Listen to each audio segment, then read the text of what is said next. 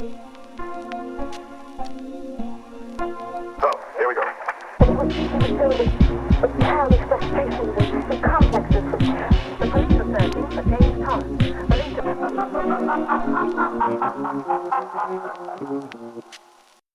Hello. This is Midnight Movie Gang. It is currently 7:09 p.m. Night Movie Gang. And for those of you just tuning in, I'm LC, and I'm here with my boy Joseph. Say, Joseph, don't make fun of me, man. Joseph, don't make fun of me, man. Audience, I'm trying to keep up. Yeah, we got here with Joseph, and for those of you just tuning in, if this is your first episode, which this one would be a crazy, of all the movies to start on, like, for this one, why, like, starting with these would be insane to me. Although I feel like both of these movies are the core of what this podcast is about, really. Both of these. They're monster They're movies. monster movies. They very different. I didn't realize. So like I said, I hadn't seen Daybreakers since high school, and I remembered very little about it. I only picked it because I wanted to do Only Lovers Left Alive, and the dogs. I wanted to do an Only Lovers Left Alive episode, and I was like, well, I want to just pair it with a vampire movie because, like, I feel like I want to talk about it, but I might not have like a whole lot to say. And I just picked Daybreakers kind of on a whim. Like, okay, I remember that being like a fun, like, something. And it definitely threw. There's a lot going on in that fucking movie.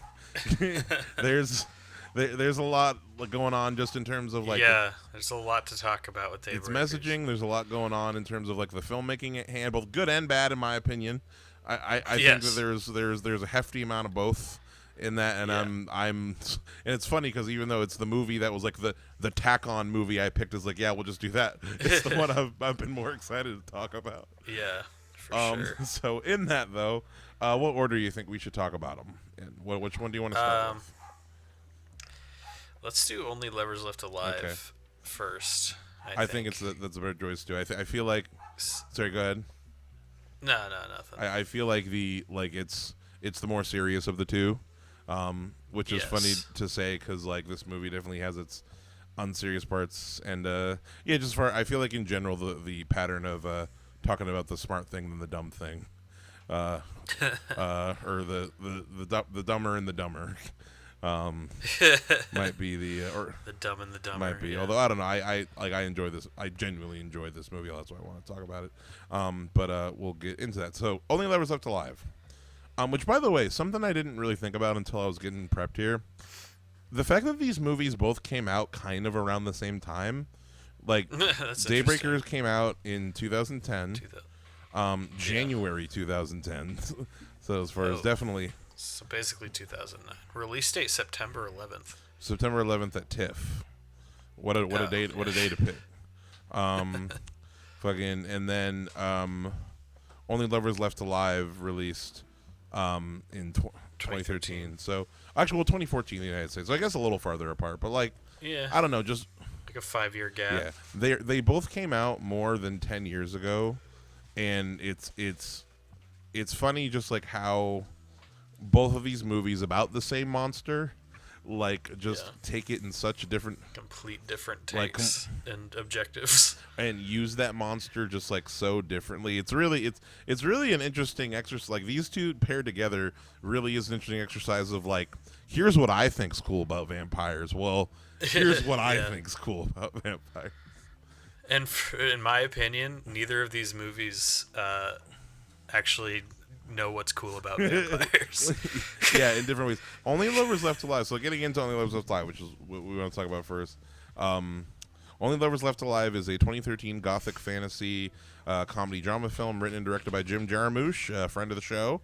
Director Jim Jarmusch, who, amongst other things, is the director of Ghost Dog, Way of the Samurai, movie that we both really liked. And I did really like Ghost Dog. And what else has he worked on? Stranger Than Paradise, Coffee and Cigarettes, Patterson. A lot of movies I've lied to people about seeing. Dead Don't Die, which was a bomb, I remember. Yeah. Dead Man. But yeah, Jim Jarmusch, Only Lovers Left Alive. As far as like some of the biggest like cross, definitely like it's interesting how there are a good amount of similarities, at least in the filmmaking techniques that he uses. Like all of the sequences where they're just driving around old Detroit was so like Yeah. like Ghost Dog rolling around, like going on assassin missions. But yeah, so going into this movie, what'd you know about it? What were you expecting? What were you bringing into it? I knew nothing about this, aside from the title, and that it was probably about vampires. But that goes for both of these movies. This is my first exposure to these movies even existing. Was this episode? Wow, wow. Yeah. I don't know whether to apologize or to say you're welcome for. I guess you'll find out in a few minutes. To be honest, I know you liked it. I fucking hated Only Lovers Left Alive. Only Lovers Left Alive. Okay. Yeah, I did not vibe with that movie at all. Interesting. Yeah, talk about Daybreakers later. But honestly, like Daybreakers was dumb, but at least I was like entertained. I can see what you would like, and I saw we looked up because me and Avery both like really had a bad Oh, time you didn't? watching. She didn't like it either. Okay. Yeah, This might be the hardest difference thing, but go on. interesting. We looked up reviews because we were trying to like, what do people like about this movie? Because it's a very well regarded movie, and I kind of get it, like where it's like it's this nice little character study of this like vampire couple, and it's just kind of following them through mostly mundane like life and just dealing with like their problems, but as these vampires who have been married for like 700 years or something like that, like they're just ancient and super smart, but it's a character study where I really didn't like either of the main characters. Yeah, so I was just kind of annoyed the whole time. What about just how do I put it? So, well, going into my introduction to the movie, yeah, this movie was one that I've been on my list for a long time, just like on my watch list of what I'm gonna watch as far as like kind of like alternative Halloween type movies. Yeah. And recently, I forget where I saw it, but like I think I saw a clip of it on TikTok, and I was looking up stuff about the movie, and I saw that it was directed by Jim Jarmusch, and that's what made me want to watch it, just because of Ghost Dog. And yeah, no. As far as the movie, one second. Sorry, I'm taking it back. I didn't know that you're gonna hate, but totally fine that you hate it. Respect your opinion overall, but it's just like very much as far as like talking about. It might have just been the mood I watched in or something, but I don't. It just No, that's fair. It got off on a bad foot with me, and it never really like recovered. Gotcha. I think. Just talking about like what I like about it, as far as like it's a movie that like is in totality just having a conversation about is just having a conversation about these two mortal beings that are talking about how they are disappointed in humanity, basically. You know, as far as like they like these two people who have lived for so long, and basically like what's it called? Tom Hiddleston's character just being emo the entire time, which he's a teenager. But the thing is like, Yeah. but here's what I think the thing is. Yes, these characters under normal circumstances, like, and if any human being act like these people, they would piss me the fuck off. I get what you're saying in that regard, as far as like yeah, like any human, but these characters, the way like they are. Like, removing even the vampire element, because like the vampire element is actually not really that important. You could remove the fact that they're vampires and it wouldn't really change anything. The only important thing is that these characters are immortal. Like, that's the only element of vampirism that is like essential. And you could argue also like the whole blood contaminated thing, but that's its own little thing. But like the fact that these characters are immortal, they've been around for this long, they've seen like dynasties like fall and rise, and just their different takes on their immortal perspectives. And the thing that I just find fascinating about it is, at the end of the day, like, the thing I really like love about this movie is the message, that like basically, yes, things are getting worse, like on a planet scale, but there are still things to love. There's art, there's things to enjoy, there's people to enjoy, having each other, community, and like that's the ultimate message of the movie. And I just like, I thought in my opinion, just sort of like I found the writing really like captivating. The dialogue, I thought the performances from the two leads were super strong. I agree with that. Just as far as like you really buy the fact that these two people have like known each other, not like been together not just for years but decades, but centuries. There's a lot of also in terms of the vampire lore too, there are a lot of like little ideas that I find pretty interesting about. That stuff I did like the interesting take on like vampire culture. Yeah, and just how it's evolved in the sense that like there's a scene where what's it called, like when she finds the. We're just going into the just talking about the plot openly. By the way, folks may not like. The plot is honestly. There may not be a point in like breaking down the plot. Rambling, yeah. It's like it's as a normal romance movie. It's just kind of rambles and things happen and they come and go. Yeah, sorry, go ahead. All you really need to know plot wise, I'd say, as far as like and really kind of going into the movie is that like what it's about is like these two vampires that have been married for centuries. They're currently living in two separate countries. One of them is a musician, played by Tom Hiddleston, and he's going through a really depressed state. And then she comes to stay with him where he's staying in Detroit. And the movie is just these two characters talking, basically. And then we get there are some side characters that come in, the sister being like the biggest one, who she has her own. The second time I watched it, I kind of was like paying way more attention to like what the sister character represented. But which we might get into later. What's it called? Yeah, so the whole movie is just these two characters talking, kind of like having like a meandering night as like a couple, basically. And just I think as far as like like I said, if these characters were, if I'm not taking these characters as yes, these are immortal beings, these are like literally like yes, because they live multiple lifetimes, they do have a larger perspective than literally any of the characters around them. If they did not have that, if I was not reading them as that, if like I was just thinking them as like about normal people and basically not gods, because like for the most part like that immortality element is like this is the perspective of gods, of like higher beings among us. If I wasn't taking it like that, like these people would just seem like pompous aristocrats. Like I think my problem my problem with them being so high above us, like they refer to like humans as zombies, which is especially with Tom Hiddleston with his person as Adam his personality in this movie. It just reads as like all the philosophy in the movie honestly just reads as like 14-year-old suburban kid. Like, God, the world's so fucked up. Yeah, like especially with Adam. Like I know Eve is like kind of the yin to his yang, but like it's just like there's nothing profound about saying the world is fucked up. You know what I mean? Like it's he's supposed to have this like grand insight on humanity, but all he says is like, God, they're like heating up the planet and they're taking drugs and like the movie is very on the nose with its not even it is literally like it's like how do I put it? It's literally it's not how do I put it?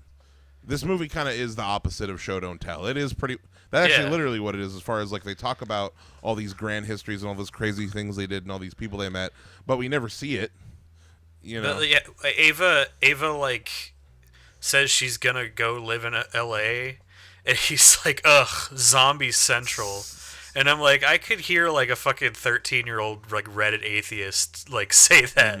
Like he didn't is him especially because honestly Eve is such a like an introverted, I want to say, like she's not she's not as opinionated as Adam. And when Adam talks, it's just he said like the things he says are the most like it made my eyes roll so much. Oh no, yeah, he's just like an emo boy for sure. Yeah, but I didn't get like higher being. I got just like whiny asshole who thinks like I know in the lore he has like reason to think he's better than everyone else, but that doesn't mean it's not annoying when he acts like it, you know. Then I thought the pacing like from the jump was very frustrating to me. The first third for me, until they get together, it's like pretty damn slow. Yeah, I think I said like this movie feels like I'm like stuck in traffic. Like it lingers so much on things. I know it's a very like hangout like not it's not like a fast paced movie. It's like it's a hangout movie. And but it just it lingers on these things, like it lingers on her walking to her destination and this conversation. This is how the movie starts. It's kind of jumping between this conversation that Adam is having and Eve kind of just walking to a coffee shop. And I'm like, is this movie trying to get me to turn it off? Like I think it's probably just a problem with me and my short attention span, but No, that's fair. I mean, yeah, no. I had no reason to like be interested, and I had no context for these characters, so it was just like, I get it. She's walking. Yeah. When I will rewatch this movie, I will just skip to her showing up at his doorstep. That's what. Yeah, I totally get that. Like, it does get better after that. That's where the point. movie should just actually fucking start. Really, honestly, Yeah. as far as like when you cut to the chase, like because yeah, as far as I'm considering, like these two entities, like talking about the state of the world and like giving their own different takes on it. Because the thing is, like, here's the ultimate thing is, like, as far as all of Adam's moaning and complaining and whining, he's not wrong. The world is fucked. Well, yeah, but literally everyone can see that is my problem with it. Like, this isn't some he's fucked, and he's frustrated that other people ignore that it's fucked. Is what his thing is. And the thing is, like, and that's what being a teenager is. That's the exact experience of like realizing the world sucks when you're like 15. Yeah. I mean, it's like, why isn't everyone more upset about this? And it's like, well, because what the fuck are you gonna do? Well, I mean, here's the thing though, is that we're not all immortal. Well, I think the thing though is that, like, how'd I put it? This might sound dumb what I'm about to say. Okay, so okay. Vampirism and like immortality in general, and like a lot of things, is like seen as a privilege. Just as far as like me and Courtney were talking about it when we watched it, because like me and Courtney watched it. Courtney fell asleep the last 10 minutes, but they liked like what they saw of it. Is that what would you do if you had all the time in the world? Like if you had you have infinite time to learn everything, and and apparently you're very rich somehow. Well, I mean, as far as like we establish in this movie that these are well-off vampires, and these are smart like vampires who have set themselves up to do that, versus like Eve's sister didn't set herself up well, as far as like. And also, like, I think another thing too is like, I think that they talk about human blood being contaminated just because like general health is going down. There's just like more pollution and chemicals and like everything and everybody. I get the sense that like a lot of vampires died off in like since the like it's kind of like that's what is inferred to me as far as like there's because we really only encounter like two other vampires and like what's it called, John Hurt's character in this movie. A lot of vampires probably went out exactly like he did, where it's like I just ran out of clean blood, so I had to drink. So, and I mean, that's ultimately what Adam and Eve do at the end, is like, well, fuck it, we're either gonna like we'll just drink these kids and hope that they're clean, So it's like they are a dying species, like they are basically like, or even actually a better example might be just like thinking of them the way that I thought of them as like they are higher in the food chain, but because of like what humans have done, they fucked up, their food supply. They fucked up their food. Exactly. Like our food supply is fucking itself up type deal is almost another way that you could look at it, and that's interesting to me, just as far as like, and no, I mean, as far as like, what's it called? Just like like, here's the thing, like I said, if these characters weren't immortal, if I was thinking of these characters as just human beings, I would find them pompous, but thinking about if you had all the time in the world to do anything, if you had all of the time in the world, like there's the part where he's just like playing the violin perfectly, and the fact that like her house is just full of books because like they have all this knowledge. She's been there for decades, like, and these characters are lovers of culture and lovers of like art and which I totally understand. Like if I had infinite time in the world, like here's the thing: if I had all the time, if I was immortal, I'd be like, yeah, I'm gonna just watch every movie that was ever made because I have the time. Just like because like it's within my grasp. Oh, it might take like 80 years. Well, I'm never gonna die. So, and like that thinking I'll just spend those 80 years thinking about it as far as like, that's how I view the mindsets of these characters. And like I'm not thinking of them as like do you remember I think we talked about this.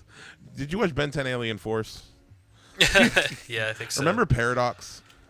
Yeah, we've definitely brought up Paradox before. I love characters like Paradox, and that like characters that are just so old that they kind of just like snap into like into like this almost kind of an indifference, which like as far as like indifference really is the thing in the sense that like look at how they reacted when Anton Yelchin's character who was helping Adam, what the fuck's his name?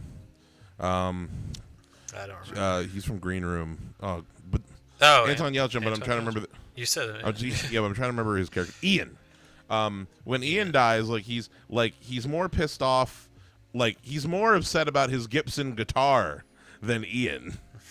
About his like old Gibson guitar than Ian because like like it's or like Q from Star Trek is like he's one who's like pompous in a different way.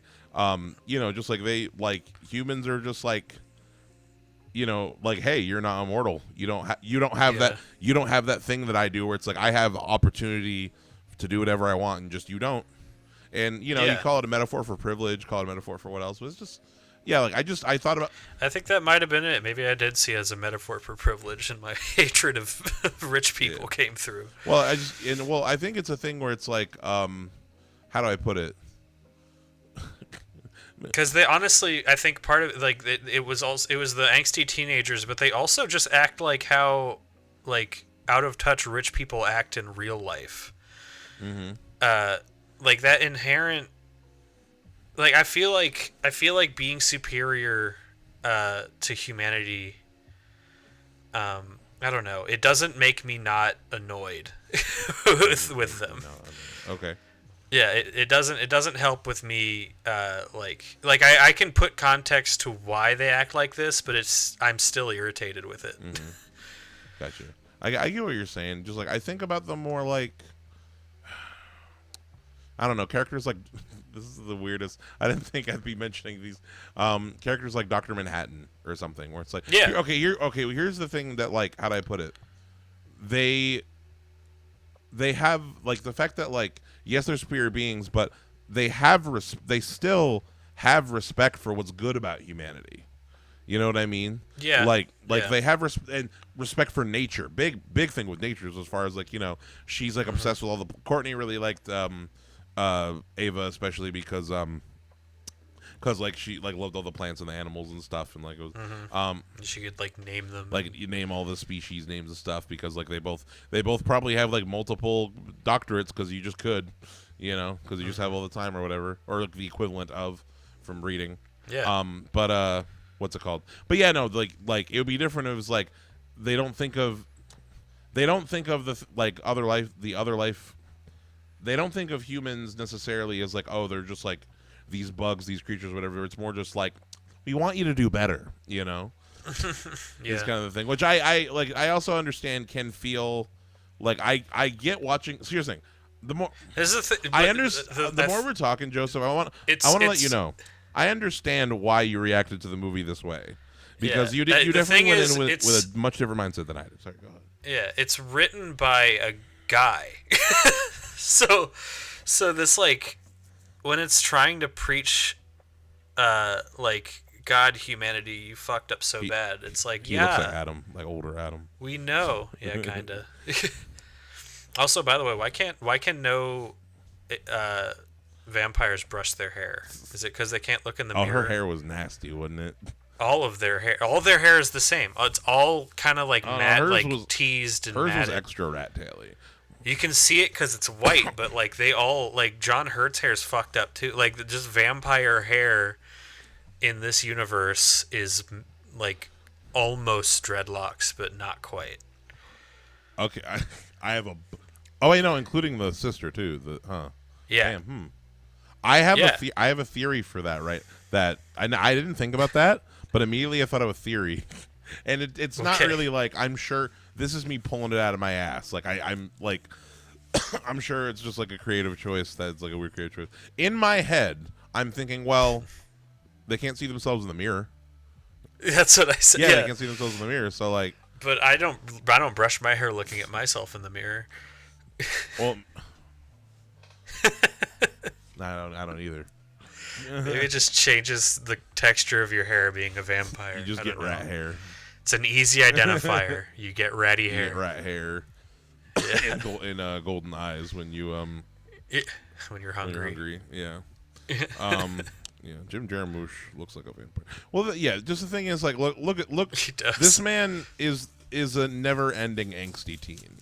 You know. Yeah, I think it's that attitude just bugs me at this point. It's like, yeah, I know. Everyone knows the world's fucked up. Yeah. It's the people who are in power that you're angry at. You're looking at fucking just everyday people just trying to survive. Like, ugh, I can't believe you guys fucked up like this. Here's the how do I put it? I'm going to defend the angsty teen, the angsty teen adult who like is constantly lamenting about how much the world sucks. I reiterate, like, they're not wrong, you know. It's just true. Like, they're not incorrect, and it is a thing where it's like how do I put it? This might just be me. Like, I agreed with every single point about what Adam said is the thing. Like just like we persecute our scientists and we throw away art and we don't care about authenticity and we don't care about like each other. Like all we do is like I'm just like I can't. But I think the reason that the stereotype is the angsty teen is because this is all shit that we realized when we were like young, as soon as we were old enough to realize it. Like it's not like he is right that shit sucks, but everyone knows that already. Like this isn't new information. This isn't like this isn't any new insight that you would get from being 700 years old or whatever. Well, everyone already can see. Well, here's the thing, just it doesn't. It's not that it doesn't not change because we can't see that it's fucked up. It doesn't change because the people who are in power to change it profit off the system already. That's why. Mm-hmm. So it's like we know. It's like everyone knows. It's not a secret. Mm-hmm. Well, the thing is, how do I put it? Like, I think my logic to that is like, how do I put it? I think there's a lot of people out there who don't know, and I think part of the frustration, because at least this is me as far as like how do I put it? Suppose. Because here's the thing, I believe vehemently in all of the political points that like how do I put it? Not even just like as far as like in this movie, just like I'm trying to think of an example as far as like maybe not one. Okay, but like pick your fucked up humanity thing that's going on right now. So the fact that there's no healthcare in America right now. Yeah. For example, as far as like I'll just putting it as an example of one of many, like that healthcare is not free. That is, and all of the reasons behind it as to why it is not free, like just lay in like human greed and hate and selfishness. And so the people in power profit off the system, so why would they change it? And that it's something that makes me just like internally angry. Yep. And the thing is, the reason why I'm not outside screaming at the top of the rooftops or like, going or doing like a drastic action is because I don't have the fucking energy for it.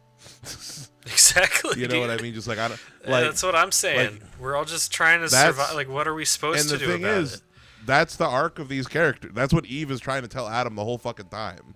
Like, and that is the lesson of this. That is the lesson of this movie. Now, I get what you're saying as far as like, a lot of people stay in that teenager phase. Like, I don't blame people who are, because like I know plenty of people who are still in that phase. Fun. Like, it's fun to be passionate about this stuff. I am, but it's just, it's the stating of it like it's some brand new insight. It's like this is stuff that's readily visible to anyone who's like just online, like in any political sphere whatsoever, which most people are now. Like this is, I don't know. I think yeah. I've just reiterated. I just think it's frustrating. Yeah, no, I get you. I mean, how do I put it? As far as like, what was I saying? Yeah, brain. Well, well, the thing is, how do I put it? I still think it's a thing where it's like, I I remember what I yeah. was gonna say. I remember what I was for gonna say. I'm not taking it as him trying to repackage it as something new.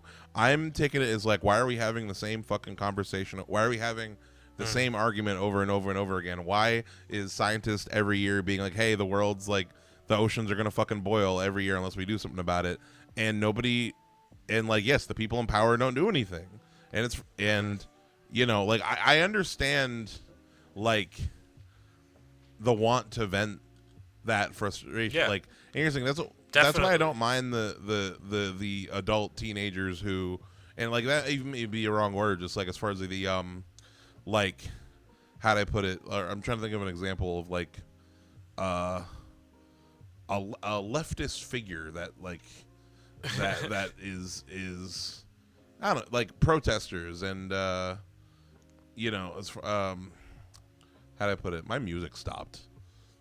I got to the end of my Krungbin album. I was listening to I always put on instrumentals. But what's it called? Just like I don't know. How do I put it? All right, here's my thing. At the end of the day, I think that we need the teenagers spouting the bullshit to remind us that the bullshit's still going on. Because here's the thing, like, yes, all of us know this, and I'm too tired to be that teenager. Listen, I'm not annoyed that I'm not annoyed that he said that he sees that there are problems in the world and they're frustrating to him. I'm annoyed that he's supposed, like, the whole thing is that he's superior to humanity because he can see this. Like, that seems like the vibe that it's like. I understand that he's been alive forever and he's just seeing the cycles and it's very depressing to him. But like, he's been alive for 700 years and he's just saying the things that we're already saying. Like, and I know she's way more chill about it. Like, she says, like, she's driving through Detroit and she's like, well, you know, it's actually going to be this place is going to boom again when the oceans rise, and you know, this place has water. Yeah. And when like people are going to migrate north. I love that scene. Yeah, she's like a little more accepting of it. I liked her a lot more than him. Oh, 100%. You're supposed to. Like, Yeah. I don't think you're supposed to like Adam. I just saw. I think we've delved a lot into like one detail of why I didn't like him, but like the whole thing is I just don't like his character. Like, I don't find a single goddamn thing to like about Adam in this movie, and we spend so much time with him, and I feel like I'm supposed to think he's so cool, but I just don't. I just think he's annoying. Yeah, that's fair. I don't know. I just, like, how do I put it? Like, how do I put it? I don't know. I guess I have sympathy for the angsty bastard. I have Yeah. sympathy for Kurt Cobain. I have sympathy for, okay, looking at, like, for example, actually one that I'm thinking of right now as far as like an example. Sorry, by the way, Courtney was asking me for my we're ordering dinner, and they asked me for my. I just messaged them my order. No, I don't like I don't mind that kind of character. It's just there I didn't find anything aside from that. Like, Kurt Cobain was charming. Like, you know, I don't know. Gotcha. This character had no humility. He just had no charm for me personally. He's not the kind of character that I like to watch for an entire movie. I get you. Yeah. That's fair. I mean, I don't know. I think here's the thing. I think we're just my personal take. Maybe I just was just in the wrong mood to watch it. Maybe I think maybe I watched it for like looking at it from the wrong angle or something like that. But maybe I through this entire movie, I was just very frustrated. Maybe I did not warn you that about it enough. Because the thing is, I went into it here's the thing. the fact that Jim Jarmusch directed this movie is because like here's like I think that, and as far as like talking about like what I like about Ghost Dog, what I like about this, I think Ghost Dog has a similar level of this movie also. Both these movies are super earnest. Like I don't think there isn't a whole lot of things about like as far as like what we're trying to say here is not deep, you know. And that's fair. And it's supposed to be. I think my deal is like it's not trying to be deep, but it is the pacing and the shot pacing, and the the scene pacing. It's all so slow and emphatic, for something that really it doesn't have that much depth to it. So I think it was just a frustrating watch to me because half the time I was just watching like, what am I supposed to be getting out of this shot being this fucking long? Like, yeah, I understand. Like, I like a slow paced movie, but it just didn't feel like this was giving my brain like anything to chew on during these like long scenes. I agree with you about the first act and then the end of this movie. I think here's the thing. For me the strength is them two hanging out in that house. I agree. And yeah, I think before they get together, like they're not doing enough. It's weird. It's like they're not doing enough build up. Like they took, for example, something I agree is like something. And whenever we watch this movie, I'm probably gonna just skip these scenes. Jeffrey Wright's character went nowhere. Like they kind of set him up to be like, is he gonna try to hunt after Tom Hiddleston or whatever? Yeah, he just ended up being like kind of a joke, but I didn't. Yeah, or just. I didn't. Yeah, I gotta say, like, this movie does have a fair amount of humor, and I think I just didn't gel with the humor in this movie, which kind of, watching a comedy that doesn't make you laugh is one way to have a bad time. Is this a comedy? I don't consider this movie a comedy at all. It's not a comedy, but I'm saying Comedy like it's drama. got a fair bit of like dry humor in it, and I just didn't vibe with it. That's fair. I didn't find it funny. I was like I said, what's it called? Yeah. No, I have sympathy for the for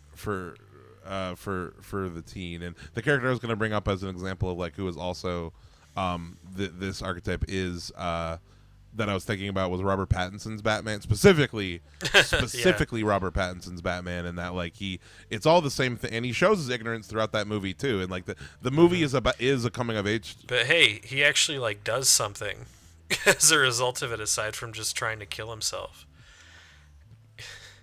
Yeah, like that would be the old kill like yourself or be Batman. If Adam is so concerned about the state of the world, I mean, you know, I'm not gonna say you should go out and fucking like be an activist or something, but you'd think he would do something other than just mope about it in his fucking apartment. I don't know. If you're that upset about it that it makes you want to kill yourself, like you'd think you'd be doing something. Okay. My response to that, pretty simply, is that there's nothing he can do. Like if he goes out in public, he's gonna be like, if people find out he's a vampire, he's just gonna be killed. Because they establish these characters are not all powerful; they are biological beings in this movie. And true. Which, by the way, that's another thing too. As far as like some of the vampire lore things they hinted at, like for example, like they talk about when the sister shows up and they're like, hey, you know, it's bad luck to enter our residence or whatever, and the sister's like, oh, what, are you still afraid of garlic too?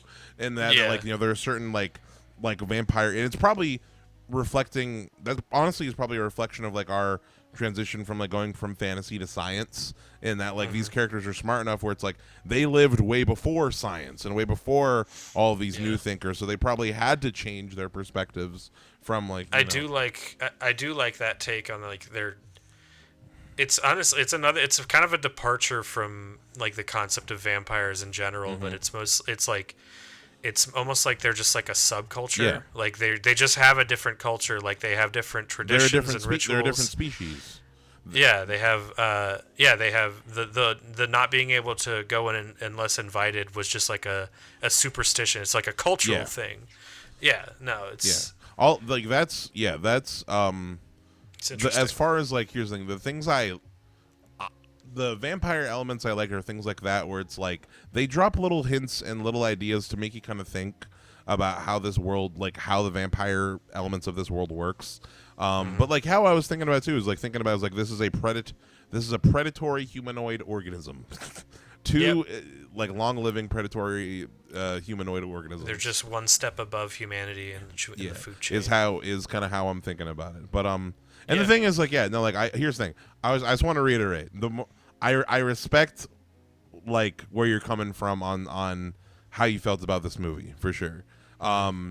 Because going into it, like, it definitely does depend on like your mindset going into it. I was like I was saying, like, as far as like with Ghost Dog, like, I think Ghost Dog also has this kind of thing where it's like, yes, we know this is stupid, but in order for you to enjoy the movie, you need to go along with it, kind of thing. Yeah, I think it never convinced me to go along with it, I think, was the thing. Yeah. I could see this movie being based on like actually this is like actually the perfect thing. This movie could be based on like a book that some like high school senior girl wrote as like a fan fiction. This literally I was super sure this was based on a book. This could literally be another Twilight in that, like, and honestly, like, as far as like going into a similar thing, like, I have a lot of fun with those Twilight movies. They're stupid, but like there are elements within the stupidness that like I really appreciate and can kind of get I'm able to swallow the pill. I think another big issue that I had was the plot, or like kind of the meandering story of it. Like, I wouldn't even call it a plot. Like, it's kind of just there's honestly more scenes with no conflict than there are with conflict. Like, there's really, I think that's part of what was frustrating was I wasn't really, maybe I just didn't know what I was signing up for. I wasn't really on board to just like kind of hang out with these people for 2 hours. Like, I kind of was hoping for something to happen, and like stuff happens, but mostly it's just kind of just a hangout. You said you movie. watched Daybreakers first, right? Yeah, maybe that's it. Maybe maybe I wasn't expecting them to be super similar. They looked pretty different. Yeah, but like maybe it's like Daybreakers set you up for this like crazy. Daybreakers is bad in the other direction. The crazy sci-fi mixing of fantasy. Oh boy. Daybreakers is just a complete. All right, well, let's wrap up. Only Lovers Left Alive, and then we can agree 100% on Daybreakers. I just want to say, like I said, I respect your perspective on Only Lovers Left Alive. This is what it always is with us, dude. On the real movies, we always disagree. I think this is the hardest we've disagreed on a movie. I think, looking back at like, the last time, I think the second down is like our opinions on the new Dune. I think as far as like, which Poor Things was up there too. Poor Things was there. We didn't do an episode on Poor Things though. No. But as far as when we did an episode on, but here's the thing: I don't hate the new Dunes. I just find them kind of like kind of dull. Whereas like this is more like. But here's the thing: I don't love the new Dunes. I just think that they're as far as like they're just fun, vibey on the movies. Spectrum of like being in the middle. I was a little negative. You were a little positive. Whereas now it's like we're just at the. We're closer to like the far ends of the spectrum. Exactly, but that's cool. But that's Only Lovers Left Alive. Damn, I don't think we can. I don't know if we can. I'm gonna recommend it. Yeah, I mean, I'm not gonna say it's a bad movie. Like, I'm being very careful. I don't think this movie's bad. I actually think it's probably pretty good. I just did not vibe with it at all. Yeah. It was not. It might have just been the day, but I just was not. I was not having this movie when I watched Rock and roll. But yeah, folks, if hey, you know what? Now that I'm glad that like we have folks at home, you're listening. Any listeners of this, if this happens to be. If this episode hits for some reason, by the way, I wanted to let you know our Red Sun episode was really cooking. I do think that the more niche movies we do really do better. So hopefully these are niche enough. And if you're listening, please let us know what you thought Only Lovers Left Alive. Whether you agree with me, agree with Joseph, Team LC, Team Joseph, or whatever. Just curious to hear your thoughts. And at the very least, folks, if you're listening to this episode and you don't know what way you think you might, the movie is for free on Tubi. Watch it. You don't got to spend no money. Just take bong breaks during the commercials. And that's Only Lovers Left Alive. Cool. Yeah. So, what props? Props are easy for me in this one. Yeah, I know that'd be super easy for you. But I'm gonna try to challenge myself and not pick a guitar. because there's a lot of good. Actually, you know what? Yeah, this is a very guitar-heavy movie that might influence you. That also was like. You love anything about music. Yeah, maybe there's that bias. Yeah. Although we didn't really talk about music that much during our conversation, though. So like, No, that's that was true. more. The music was the icing on Oh the God. cake. Can I say, I don't know if you noticed, but there's so he's like a neo-Luddite, like he likes to like tinker with old stuff, and she just uses new Oh, technology. the Skype. The FaceTime. What the fuck? Like, he sees her phone camera, and then when she's looking at her phone, she sees the fucking red dragon shooting him from the side and tracking his motion somehow. That I know that was probably just like an oversight that they didn't realize until they came to edit it, but like, God, that was so distracting to me. Yeah. I'm like, who's holding the camera? He just crazy. has it on like a tripod. What's the budget? And Sorry, go ahead. yeah, what was the budget? Only Lovers Left Alive. Not very much. 7 million. The box office 7.6 million. What's It was a what's the failure. box office on Daybreakers? 51.4 out of Damn, it was a for hit. 20. A hit was critically. Critically its reviews are pretty mixed, which makes sense to me. It was a success. I guess though. it- Success. I guess it didn't make enough money to warrant a sequel because they wanted a sequel. They were like, "Oh shit, you can't wait for Daybreakers 2." Huh?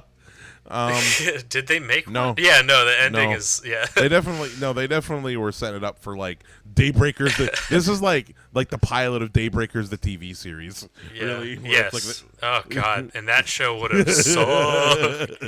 Oh my God. but That show would have gotten canceled after like 2 wait, episodes. real quick, did you pick a prop for I want the wooden bullet. the one? Ooh, that's a good one. That's a good. I think that would be cool. That's a good one. Fuck. There isn't. I think someone has a cool T-shirt at one point. Oh wait, no. I know what I want. I want in my size. His robe that he was wearing when like the red silk robe when they go out to fix the power. Remember, Yeah. like they go into the garden or whatever to fix the power. Yeah. Which he also just like has like some kind of fucking iron. He's got like a He's got, like, reactor or some shit. Iron Man ass fusion reactor. It's because he's a genius with those machines. But anywho, yeah. So that's my pick. Is that I really liked that That's red. cool. That that- robe. I was picking clothing That items. red sick. What? You always love the clothing I items. do love clothes. I love a fit. I mean, And always go for the weapons. if I had to choose an instrument, just for the sake of being different, I would choose the lute at the end over any of the electric guitars. Like, yeah, like that is a cool loot. yeah, it was a very pretty lute, and I'd have fun fucking around with it. But yeah, so Daybreakers. This was basically a new viewing for me because like there are certain scenes that I remembered and certain characters that like. This movie came out in 2009. I remember the main thing I remember was being really scared of Sam Neill in this movie, who is modern Dracula. His character. But yeah. So Daybreakers is a 2009 American Australian dystopian sci-fi action horror vampire. Did you watch this one with Avery as well? Yes. Yeah. Curious to hear what she thought too. But anyway, so Daybreakers. So I'll start off just like kind of my history because like I have a history. It was like I didn't grow up with this movie. I remember seeing this. We had this movie on DVD. We did have this movie on DVD. Hell yeah. And it This is a very DVD ass movie. oh no, this this movie actually honestly this movie is the Midnight Movie Gang movie, really. Where it's like this is like we're It's kind of bad. we're going to Blockbuster to get a copy of like fucking Blade 2, or it's like to rent Blade 2, and like sorry we're out of Blade 2, but we have this vampire movie Daybreakers. We got Daybreakers though. Daybreakers though. Actually, okay. This movie is obviously we've already kind of mentioned a little bit as far as like there are things that are really bad and things that are really cool, but It's honestly like the fucking like Hollywood schlocky blockbuster. Yeah, Like you can tell it's been like rewritten. It's made by like committee.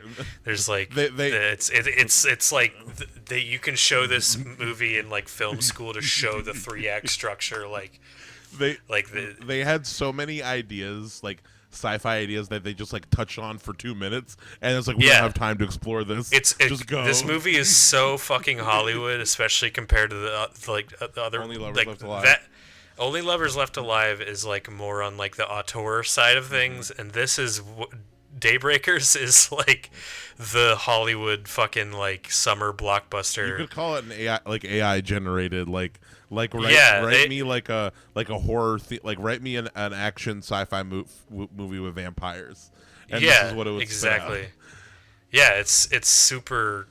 It's fun. Like, Willem Dafoe has a southern accent in it. That alone, a bad southern accent in it, and that alone should get you to go see it. I was real stoned rewatching this the other night, and when he said, "This is a fucking ugly house," I couldn't stop laughing. I woke up for it. I was like, yeah, I have never seen Willem Dafoe. To me in movies is such like a high. He's always playing this like high class guy. Uh-huh. Even in like The Lighthouse, he's like that's true. He's like an old timey kind of low class. Like he's always he's or a professor. Spider-Man, yeah. I'm something of a He's scientist always, myself. Yeah, I'm something of a this vampire movie, myself. Like I'm like, did Dennis Leary cancel or something? Like why did they? Like this is such like a not him role. Cars were never my thing. But of course of course he kills it like he always does. Incredible. But it's so out there to cast this guy. Like he doesn't. They have him. He's got like the middle part. He's wearing the blue jeans and the Harley shirt. Yeah. And he's got a goatee. No, he looks great. He just, to me, he doesn't look blue collar. He looks like a guy dressed up to look blue collar. That's true. Like he still just looks like Willem Dafoe. Yeah, he definitely looks like like they told him like go dress like a fucking modern day cowboy. Yeah. Do it. What was it? He has some great lines too. He's fucking like where about it? Like what's safe, Doc? Where about is safe as fucking going raw dog and a $5 whore or something. That line made me laugh too. Yeah. Just to show you the tone of the movie, that line was not out of place in this movie. I think that we have to go through the plot of this. This is a complete opposite. It's it's pretty fast paced, pretty brisk. So many things happen. Yeah. But but as far as like wait, real quick though before we go into it, you just didn't know anything about it going in? Like what were you expecting? Nope. Nothing. Nothing. I honestly had I knew that there were vampires. Yep. And it was called Daybreakers, which didn't tell me anything. The only connection. This really is the widest length of like what is the weirdest thing you can do with the vampires and vampire what if vampires are successful in spreading the vampire virus? This is they just take over the world and then they're kind of fucked because there's no people left. It's Vampire Blade Runner. It's reverse vampire. Reverse Vampire Blade Runner. So the plot. That's we're introduced. So this movie, the opening of this movie is intercut with this little vampire girl, or we don't know if she's a vampire yet. This little girl writing this note and sitting out in a field, and it's cut with like the title sequence, which basically shows like some news clips and like some like quick images to kind of fill you in on vampires. You get the vampire ape shot, which was fucking amazing. Yeah, the vampire virus infected an ape, so it's got fangs, so it's cooler. That would make a really and they showed it in black and white, and I took a picture of my TV when it happened. It would make a... Like, I was like, nope, roll that back. I might make that into a T-shirt just to have. It's already, like, monochrome. Yeah. Like, it could be a sick-ass shirt design. It's already perfect. But, yeah, no. So, we get an introduction, basically, in 2009, an outbreak of mysterious viral plague caused by a vampire vat has transformed most of the world's human population into immortal vampires in just 10 years. 10 years feels like not enough time. They keep saying it's exponential spread, right? They keep saying 10 years ago, but it's a thing where it's like the only way that we see that spreading happening is by bite, right? So it's like so our vampire it must have been a thing where it's like vampires just kept attacking people. It's like 28 days later, but with just like people who can talk to you. And then exactly, but then eventually the vampires were just like, why don't we just go back to our normal jobs? Like there's vampire. Yeah, what the fuck? They like. Vampire... Well, still gotta have capitalism. Yeah, no, it's like we're all just using. This is like, yeah, we're all immortal vampires now, and also I think about the vampire. Now it's kind of vaguely 50s. Yeah, now it's like so many different inspirations too. People are wearing fedoras. Yeah, it's like it's like noir, but it's not all mystery. of the cars are like cars from the 50s. Like all the cars are like classic, like 60s, 50s, like classic cars. And these characters are supposed to be. This is 2009, so wouldn't they just be fucking driving like, I don't know, like Toyota Corollas? It's supposed to be like in the distant future. No, too, it's by 2019. This is.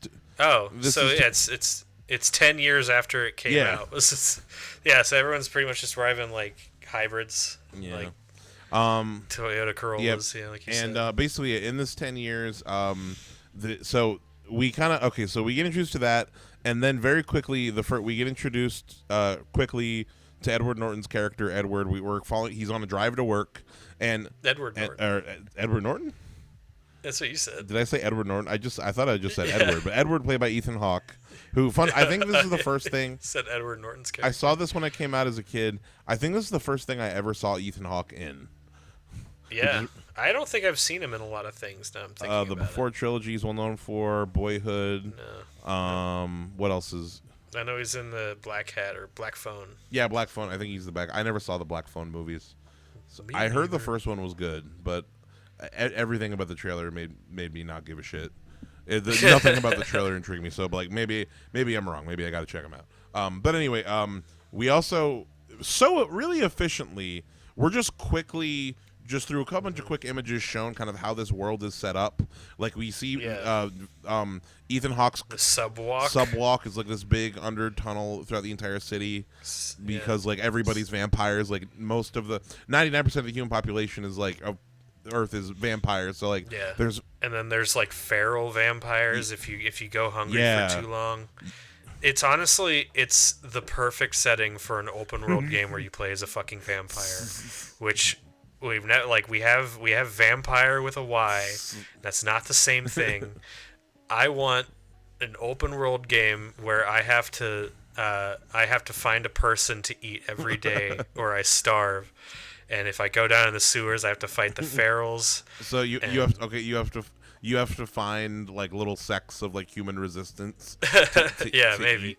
In order, but also like it's built in, you like they sell blood, but it's getting more and more scarce as the story goes on. So you have to like kind of find other sources while the city's kind of falling apart. It's like Prototype. It just like slowly gets more crazy. It would be cool as far as like if how do I put it? I think the main thing if I could get a sequel to Daybreakers, or if I could see another story in this world, I'd want to see this same amount of time where it's like, because this movie is basically like the end of Vampire World is kind of the period of this, like we really see in quick succession, like it's a metaphor for capitalism. Yeah, like really quickly. So I want to see just this, but a whole movie just from the perspective of like an average vampire citizen, like one of the vampire baristas at Vampire Starbucks or whatever. Just like how's her life going specifically? Exactly. So there's Vampire Starbucks, there's vampire kids smoking cigarettes. Cause there are more interesting stories to be told in this world. Like there's so many other characters thinking like, what are you up to? Oh, which you didn't even mention. Yeah, so the little girl at the beginning she burns up in the sun in an awful and really bad special effect. And the CGI, oh man. Oh shit! It's 2009. 20 million isn't the lowest budget, but they didn't spend it on the VFX. No, it's kind of all the effects look pretty bad. I think the makeup is solid, honestly. Like I think the ear is cool. Yeah, you know what? The monster makeup. The is cool. Like when that first monster that shows up in his house. That's scary as fuck. He just walks in because the door's open. Yeah, like that's fucking scary. And also, you notice how that interrupted the scene? Like they were having a confrontation and this thing just kind of enters. It's like, oh fuck, now we gotta fight this I want to thing. talk more about the scene later because there's just like, this is literally just gonna be a walkthrough. Really quickly, so Ethan Hawke's character Edward is a scientist at fucking Blood Corp or whatever. I forget. Do we even learn the name? Bromley Marks. Umbrella. Yeah, for Blood Corp, who. So this company basically seems like they only do two things. They're trying to develop a synthetic blood that vampires can sustain on, And they also round up, capture, and farm humans. Which that shot of like, it is a crazy image. The fucking human farms. The human, yeah. It is. It's very Matrix. That made me think of the Matrix too. But they're just drinking these humans dry because they never thought about what happens when you've consumed your entire supply. Exactly. So like, and you're not replenishing the population. Yeah. And that's kind of the two kind of sides of the political spectrum in this universe, really, is that like some vampires, like, we need the simulated blood so that like we can we humans, we can live with the humans, and then or we can live with the poor, and the other but then the other side of it is like, well, yeah, we have the synthetic blood, that way we keep having poor people the poor vampires can eat this shit blood. Can eat the Soylent Green, but the rich will still be able to have their. There's still always going to be a demand. The farm fresh blood from blood farm to table.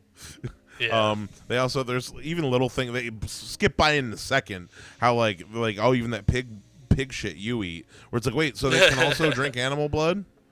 Yeah, I don't understand that part, and because also like he's like to put it in Twilight terms, a vegetarian. Yeah, pretty much. So, but like he's only just now experiencing this like hunger sickness that they get, where they turn into Falkreath or whatever. What are they called? Falmer. From Skyrim. I fought plenty of them fuckers. It's exactly the same design. They look exactly the same. I think they're called Falmer. They call them in this movie. They call them the Subsiders, which is a lame name. Which is a dumb I want to name. say I just call them ferals. I want to say they really needed a better name for. They need a better name for the movie. Daybreakers is awful. Honestly, it's a shit. It made me think of like Flatliners. Is this gonna makes be me like... think of gum? Like, here, have your Daybreakers gum. It's a bad make title. your teeth vampire white. Edward White. Edward White. Fucking what's it called? My train of thought. The vampire white. It's all good. Wait. Where were we at? Where were we at? The names. Daybreakers is a bad name. They should have just, I think, and that honestly might be a contributing factor as to like why people don't talk about it, because it sounds like it could be about anything. Yeah, have you ever seen Daybreakers?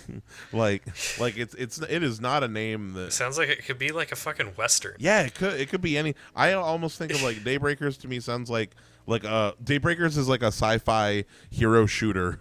It's like Apex Legends. Like that is what it sounds like. It's in that kind of category. Anyway, so Edward, and then Sam Neill is the CEO of Blood Corp, and he is so that I've only seen Sam Neill play a good guy once. And he's always a bad guy. He's always a bad guy, except for Jurassic Park, and where he's still kind of a bad guy. Kind of. He does like to scare. He likes to scare kids. Loki. Oh well, he's on Alan's like a real human being as far as like. But he's not like he's sympathetic in Jurassic Park. He's not, but I really love. Okay, as far as I think there are two people are having a lot of fun in this movie, and I think it's Willem Dafoe and Sam Neill, because Sam Neill is literally just like he's modern day Dracula. Like he has all of the elements of like this evil eldritch vampire and like the evil He was already an evil businessman and then he became a vampire. Like he didn't really like it really didn't change. Like I was born for this. Like just like I can just exploit like the rest of the planet forever. Like he got turned when he was an evil like middle-aged businessman who had cancer, which he also is the one who I like. I kind of like the layers of his backstory, like with his whole even though like I think execution wise like his daughter wasn't, but like the whole thing of like his daughter not wanting to turn and like him not having the strength to like turn her himself and shit, just like I think there's some I like some of the depth and backstory they gave. I think it made, because I enjoy him as a villain is what I'm trying to say. Like I think he's a good villain. He is a good villain. I will say later on in this movie when the plots kind of diverge and there's like the protagonist story and what's going on like with the city and like vampire kind.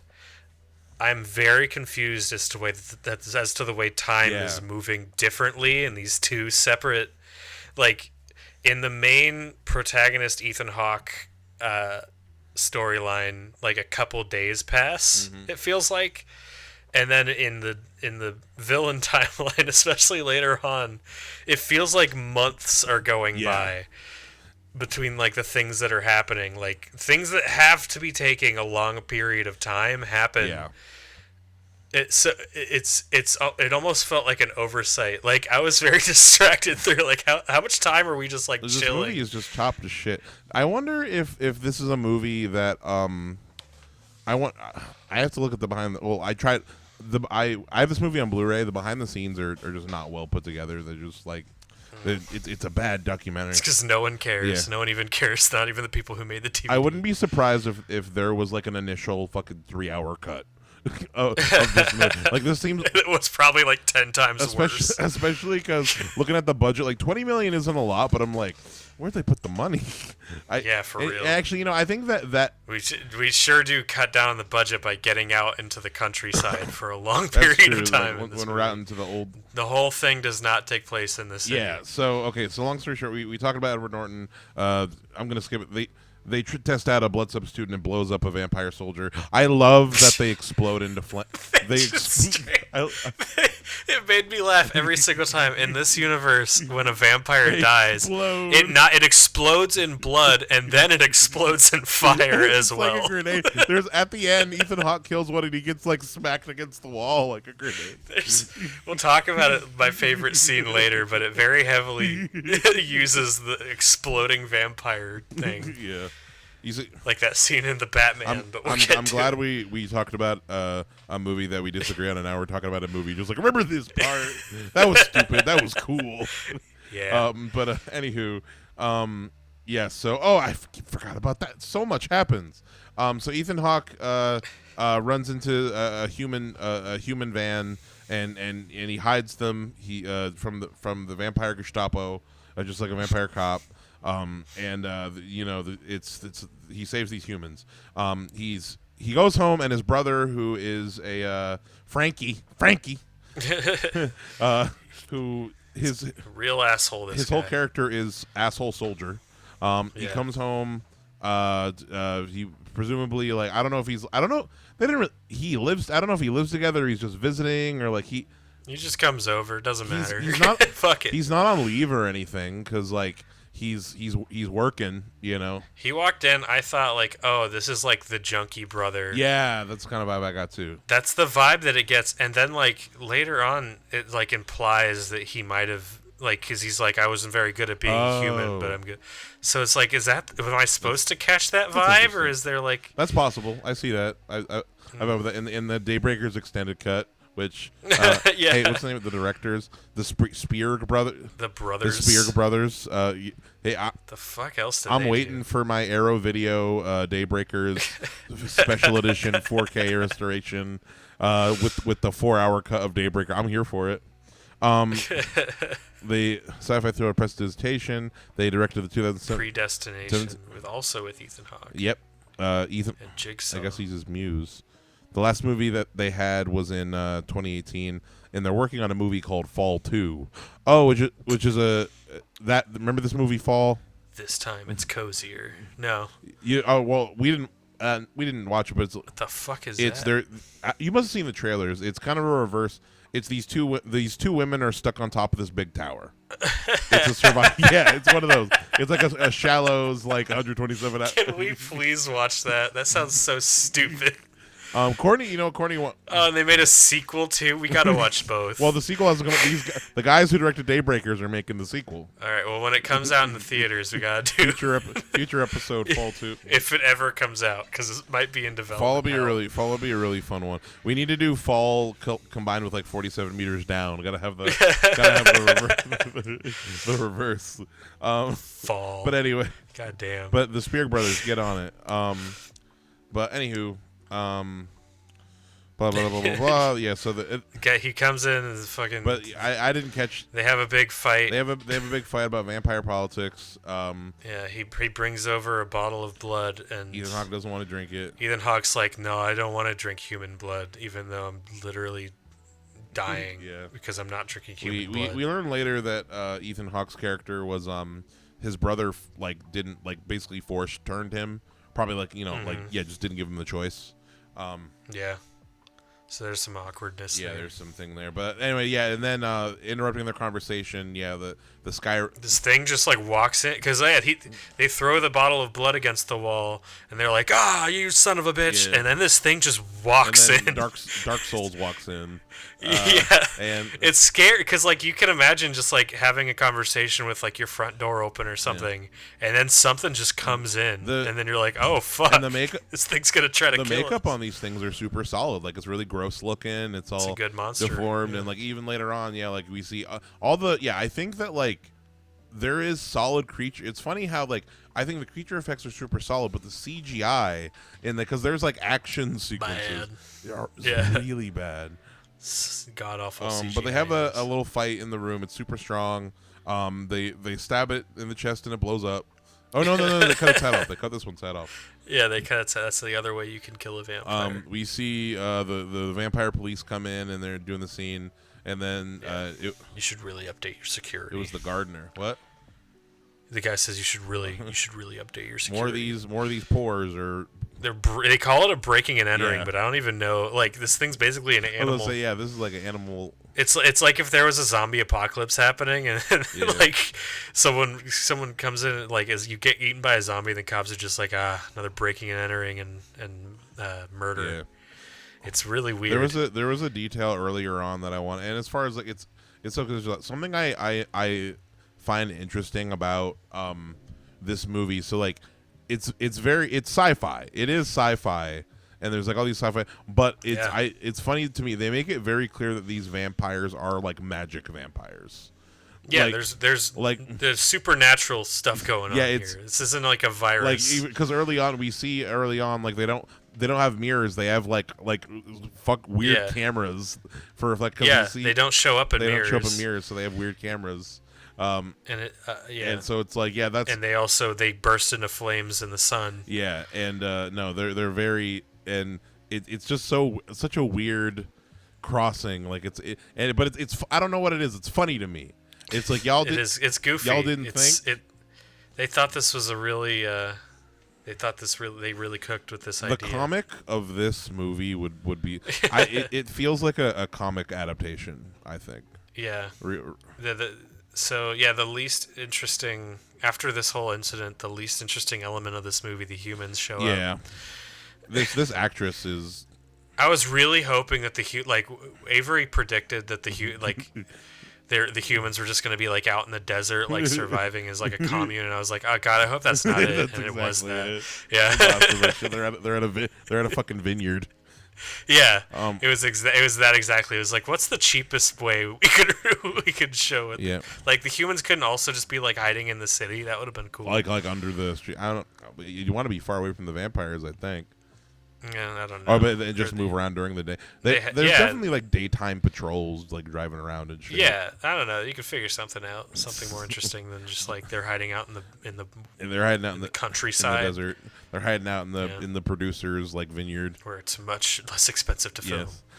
Yes. But so the humans show up and they what's her name shows up at the house, and Frankie doesn't hear her somehow, even though.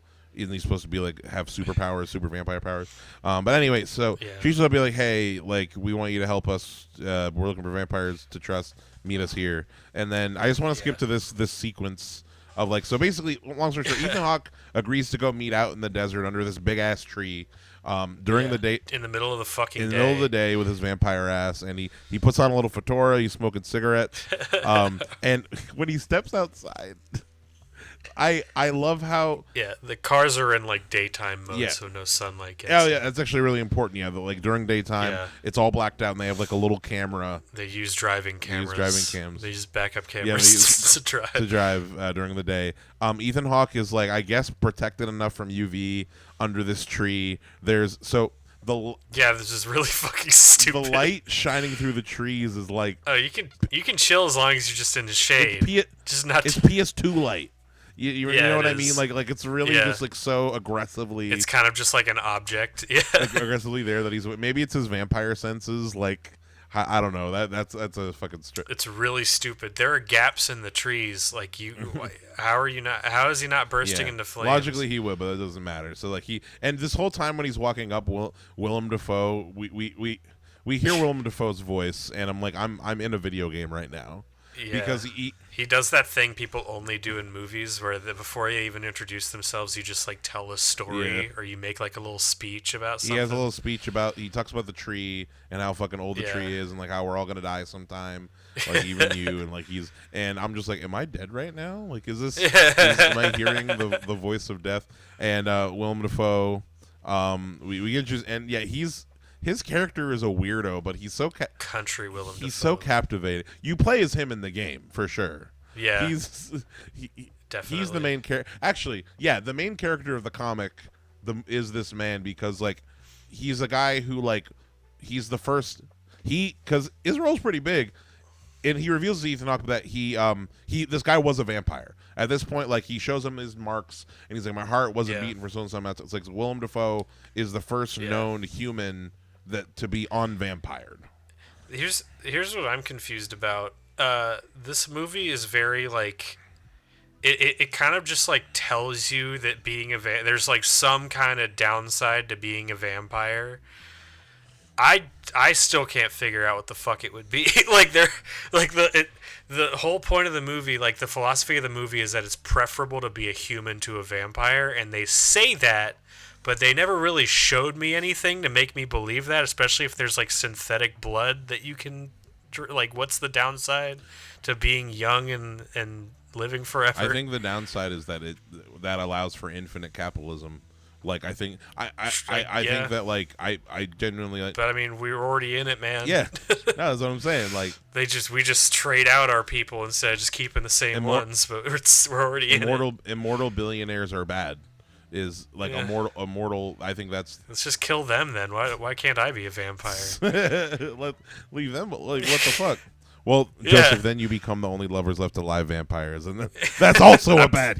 I'd be cool with it. I wouldn't be as fucking whiny about it, man.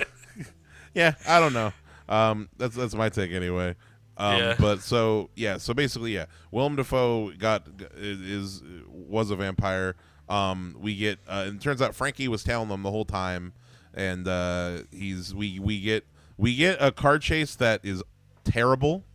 Yeah, it's not very this good. Like CGI van. I like the element of the bullet holes in the sunproofing, and even not having to avoid them in the car. The beam of sun comes in and burns his face, even though he was just outside under a tree where there were beams of sun coming through. My whole time I'm just like, why doesn't she just like take off her jacket and cover him?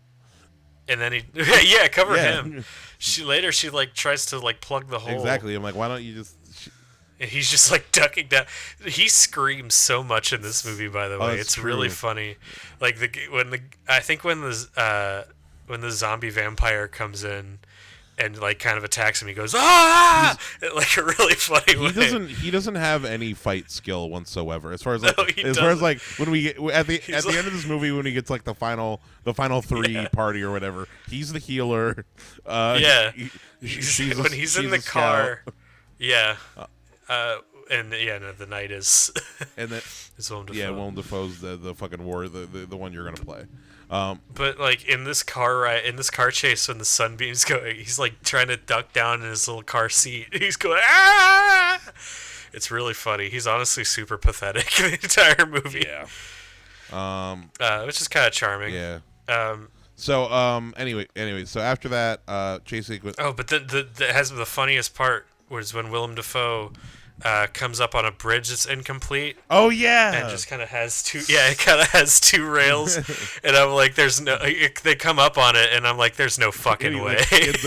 There's no way this is what they're gonna do." And then he grinds it Tony Hawk style across the rails. Yeah, who the fuck came up with that? Oh, it's so good. It's so hilarious. And it looks so It bad. does. It looks like a PS2 cutscene. Yeah, real PS2. But this could have been like a PS2 era, like a PS. It feels like a PS2 game. Yeah, and just that kind of story too. That kind of like crazy The premise, yeah. crazy world. But anywho, what's it called? Oh, so now we get the full story of how Willem Dafoe's character, his nickname is his friends call him Elvis. He's an Elvis fan. His friends call him Lionel Cormac. Tells him the story about how it happened. So when he was a vampire, I never was much into medicine, doc. Cars are more my thing. So he was a car guy. He was a mechanic, and when the vampire thing happened, he was capitalized on the need for. He was one of the first ones to do He was one of do the sunproof cars so you could drive during the day. Upgrade the cars and like custom cameras. Which, by the way, seems like that would be way too fucking dangerous for anybody to ever do. Yeah, that's like, what if you crash? What if your car breaks down? Yeah, exactly. What if you get stranded? You can't get out. Yeah. Well, you just wait. You just wait for the nighttime. Yeah, I guess it's just. You just wait till night and then you walk home. What if someone fucking clips your window and you just explode? Well, you're fucked. And then the car explodes. Well, you're fucked. That's why they probably don't recommend it.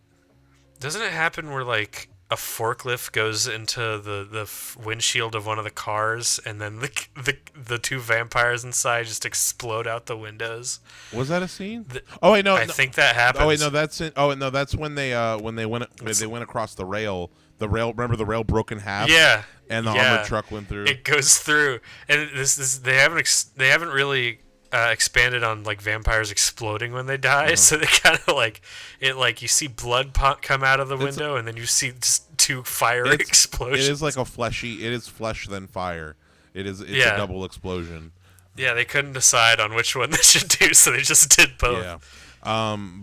So Willem Dafoe, he was talking about, I was driving, and then basically he crashed, and he flew. He wasn't wearing a seatbelt, and he flew through the windshield and into it.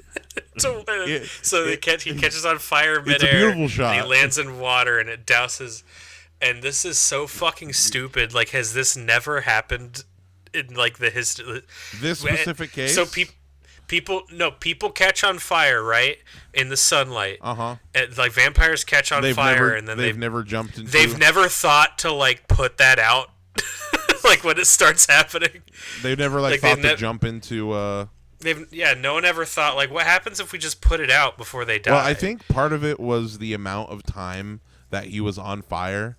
It's just like a split second. Well, I think it was a thing. Also, I think that adrenaline is a factor too.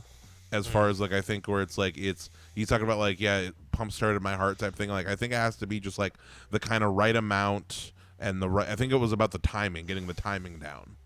Yeah. In my opinion, is as far as. So, aren't you? You're basically like immortal still, right? As like a human. What do you mean? You're not. Pyre. You're not immortal. You're just. Ethan Hawke gets bit in the fucking jugular later, and he's just like fine. That's just movie. That's way later, but that's just a movie injury. That's fair. I wasn't putting that up to. No, just like you just happen to be. That was a big plot of. That was them being like, we need to end this movie fast. Because we're not gonna. So it does. If it really feels like they rewrote the ending in this movie. Yeah, like they completely like shit. They really wrote themselves into a box. Like we don't have the time or the money. So all right. So where are we even at? So oh, God. Yeah. They bring them to the humans hiding out in the vineyard, which we talked a little bit about earlier. And it's really lame. And this actress who plays Audrey is so terrible.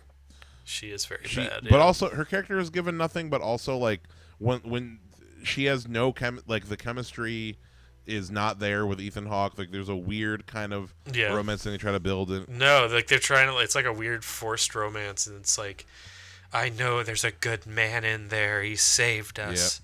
Yeah. But we're cutting back and forth between this stuff and like I said, months long goings on in the city with Sam Neill, with his daughter, with Ethan Hawke's brother. Yeah, they kind of have like a little bit of a Vader Emperor thing going on. Yeah, where like Sam Neill's kind of taking him under his ring, like you're a good soldier, you're a good fucking like. turn my daughter into a vampire Yeah, go do it. against her will. You'll be my vampire son-in-law. But it's fucking, yeah, he's a dick, which we're getting to that part soon. But we're cutting back and forth there into the city as shit's like kind of getting more and more crazy. I'm sure somewhere during this part was one of my favorite like little like I love when people just like the opportunities they let people go ape shit during the end, which we get the huge shot at the end, which is like the shot of the fucking movie. But the apocalypse is happening. Yeah, like the end of the world, like this coffee shop. So like, yeah, like yeah, that's my. I do like they drink their blood in their coffee for the most part. Like they have like 20% blood coffee, and they have to cut it down to 5 because of the shortage. And there's like a vampire guy at the vampire Starbucks, vampire asshole, who's who's yelling at the hostess, be like, "I need more blood in my fucking coffee," type deal, because everyone's going animalistic because of the thing. And the blood, he grabs the bag and it squirts all over him, and the whole crowd they just start like going crazy. Everybody starts going crazy and going animal. And then I love, there's a lot of good details. Like the hostesses close, there's like blood everywhere. And when the hostesses close the thing, they're like licking it up off the fucking counter. Yeah. And like even the soldiers, when they come in, the cops are like licking the blood off of people. And it's so crazy. I don't know. It could be like a Greek painting or something of like some of these. It is chaos. It's a great shot. Yeah. But anywho, so they figure out that there's a group of humans who are trying to come and we're trying to go collect and save with a little spinoff group, and one of the people is the daughter of Sam Neill's character.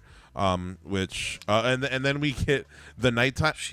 I liked the artistic thing of like they're shooting the vampire soldiers at night and they're all exploding at night.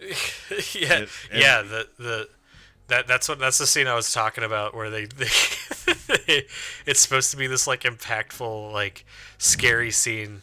They're shooting this like advancing army of armed with like M16 fucking vampires. They're shooting tranks. Yeah, with trank darts. And they shoot every time they kill one. They fucking explode in blood and then flame, which illuminates the battlefield. It's so cool. It's like that scene in the hallway in the Batman, but way dumber. Pretty much, yeah. But so they figure out they need to repeat their procedure, quote unquote. And for some reason, they decide to do it with this method. Like, I don't even know why, but like using they're at a vineyard and they have the big fermenting machines that are airtight, and they're gonna. Yeah, it's a really dumb solution they come up with. They're like, I feel like there were simpler ways to, like. He's like, what is that? What is that giant thing? And they're like, oh, it's a big tank for fermenting wine or something. The thing sucks all the air out. I feel like you'd start with like him just like walking outside, then jumping into a pool a few That's times. what I was like. I was like, could we not just use like a diving board? Yeah, like I feel like there are simpler ways to like they really did a lot for. Yeah, and like the way that they do it is like he's inside a tank. They open a little door to let the sun in because Willem Dafoe has to be in there with him for some reason.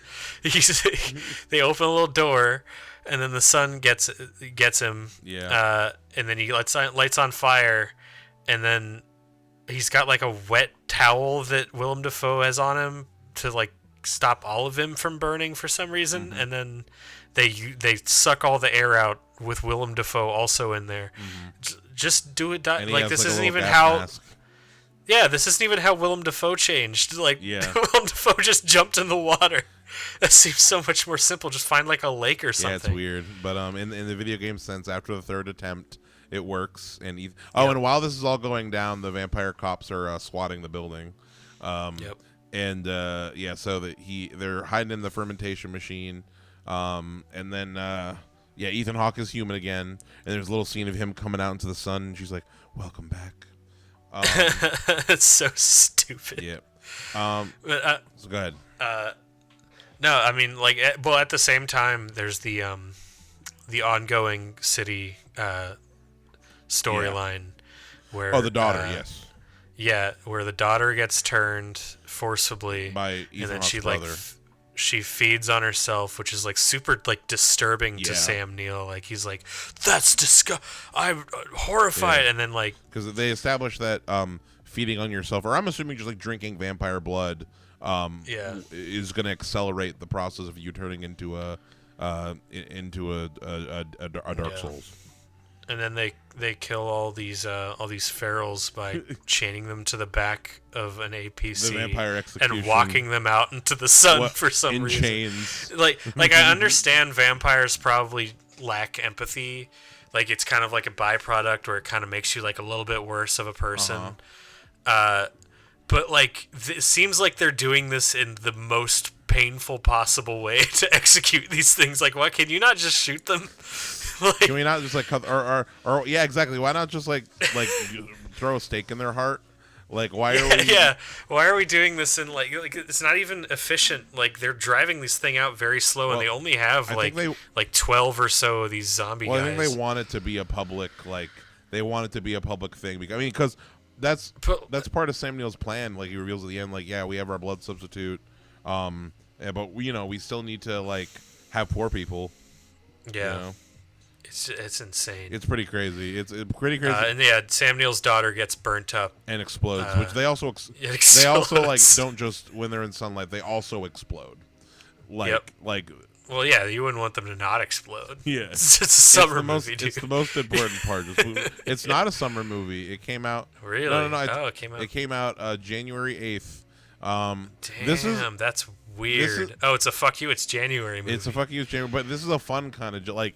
Every once in a while, there's a bad January movie that I'm like, I had a good time there. Like, this is a good example of that. I had a fun time watching.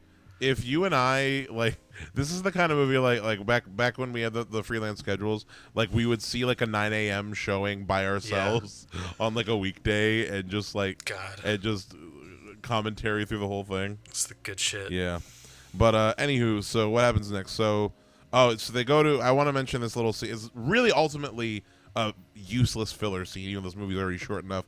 They go visit Ethan Hawke's partner, the other lab guy. Oh, that guy! I forgot about that guy. He immediately betrays them. He immediately betrays them without even thinking about it. The only reason I want to bring this scene up because he's like, I found a way. We don't need the artificial blood. We have a cure. We have a cure, and that's when I'm like, why would I want to? Oh, I want to not be immortal. Like that, they don't even. They talk about it like, well, now I can die, and it's like I don't want to die. I'm good, man. I could be immortal. I feel like I wouldn't have a single problem with that. Maybe, although there will be a lot of people who would want to turn back to human. So, good for them, man. I wouldn't do it.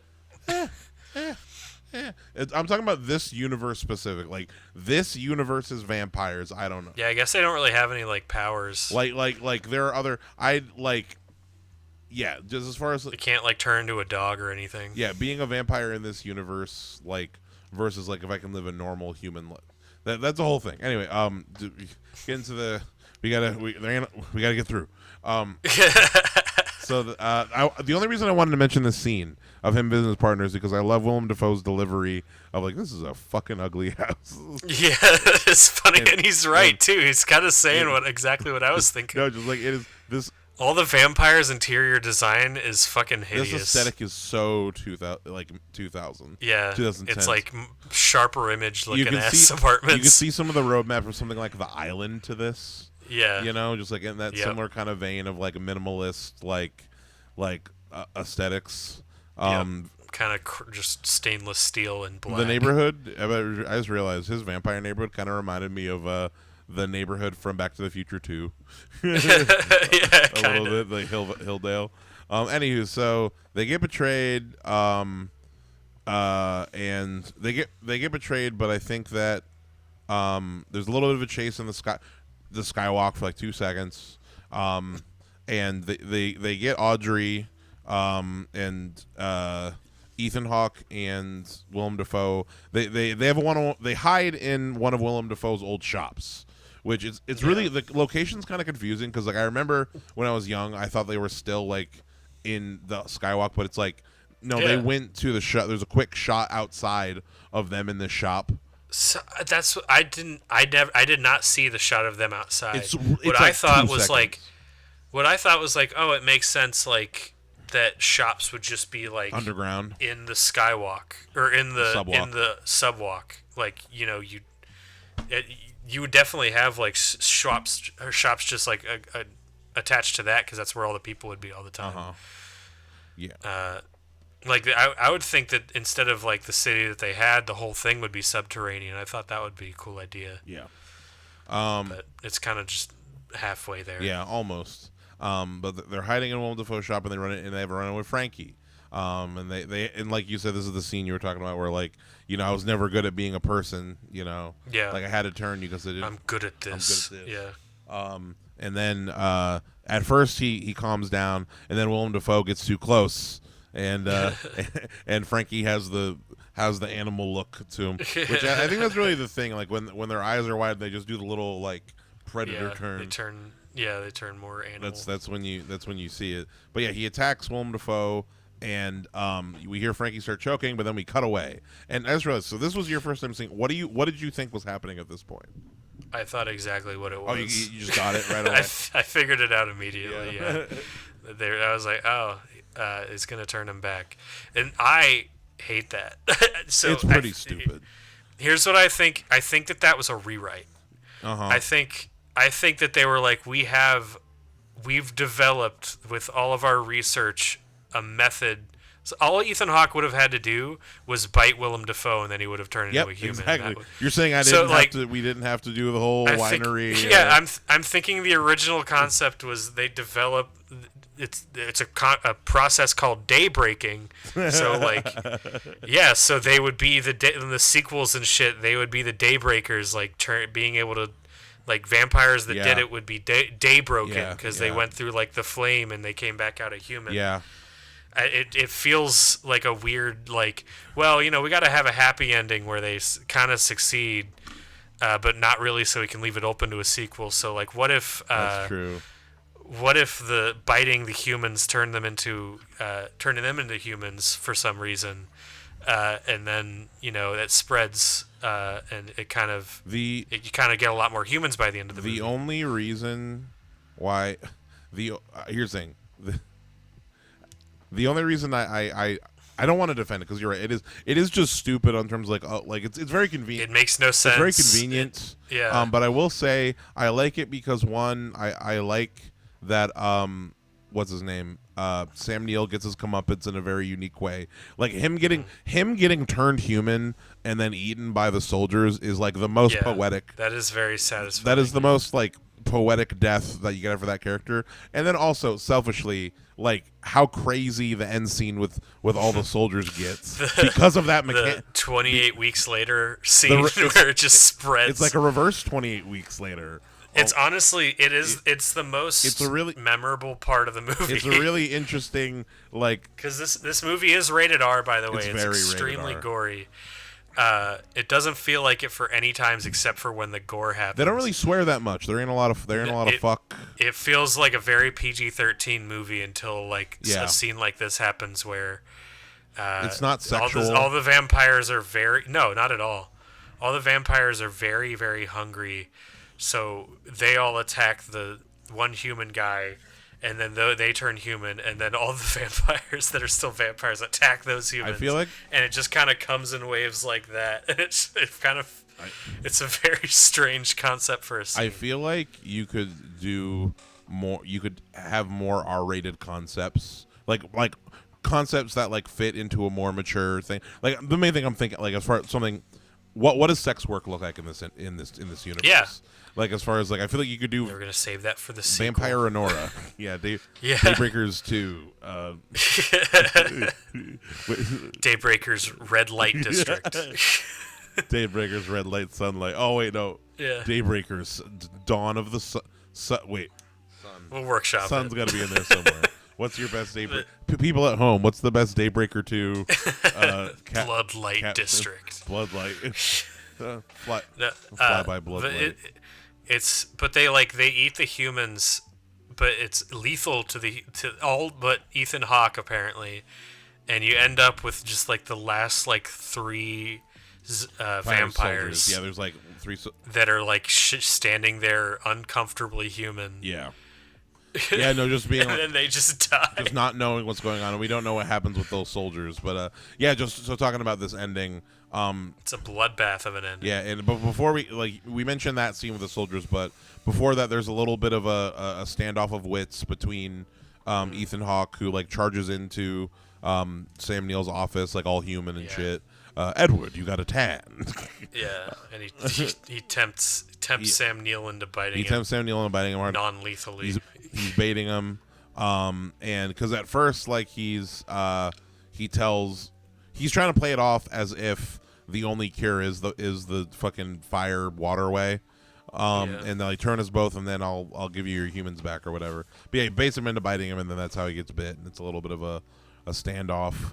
And I remember the first, when I was a kid, I didn't know that I didn't catch on to the whole blood. Oh, and so Sam Neill turns and they cut back to Willem Dafoe talking like Elvis once said, like life is like the sun. Yeah. Or what, he does this Elvis quote, and we see that Frankie turned human.